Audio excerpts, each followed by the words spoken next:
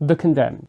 Now, far be it from me to judge a film by its cover, but any film that contains as its headline act Stone Cold Steve Austin, I worry for. Stone Cold Steve Austin plays Jack Conrad, who is in prison for an undisclosed crime, but he blew up a building and killed 3 people, and then is purchased for his freedom. The outline of The Condemned is simply this: 10 convicts, 1 island, only 1 survivor. It's hardly new, but it doesn't have to be. Sometimes the old tricks are the best trick. You never know. The thing about The Condemned is this, that it tries to say something bigger about society. The whole thesis of it is that it's purchased and created by this millionaire producer, and he wants to exploit the internet to try and get everyone to log on at the same time to subscribe to his debauchery. There's an interview at the beginning which calls him out for this and says how we are the condemned because we must watch this violence. And the violence is never portrayed as successful nor beautiful. Everyone who is around this producer character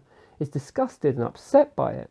I respect that. I respect that a film is trying to do something slightly better than it was handed. It doesn't make it great. Scott Weiper also tries to do his very best at directing. And for the most part, the action is kinetic, unclumsy, and at some points even engaging. One of the more interesting and clever points of The Condemned is that it starts off with them using their fists, then they get knives, and then finally they get guns. There is a very nice level of escalation throughout the film. Again, it's not Schindler's List, it's not Die Hard, but it could have been a lot worse.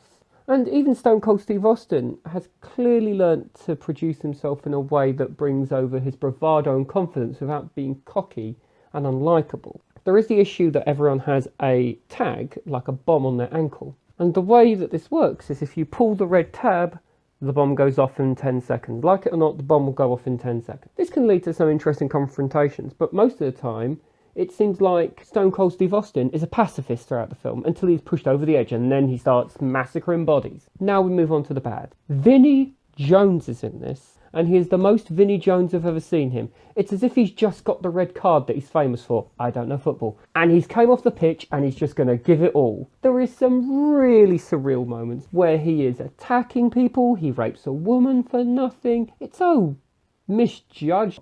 And then at the very end of his storyline, spoiler, he has this moment of repentance and truth. The major bone of contention of the film is that throughout the film, this producer character wants it to be cinematic. He wants action musical. Put this music in, add this music here. At the very end of the movie, when we have our highlight reel, if you will, we are given The Prodigy's Firestarter for no justifiable reason. It's just spliced in. And then there's a Nickelback song at the end.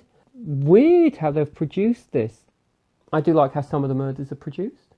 I like how some of them are unexpected.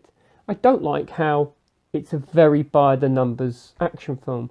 But at the same time, it's better than Expendables 3 or 2, or maybe even 1.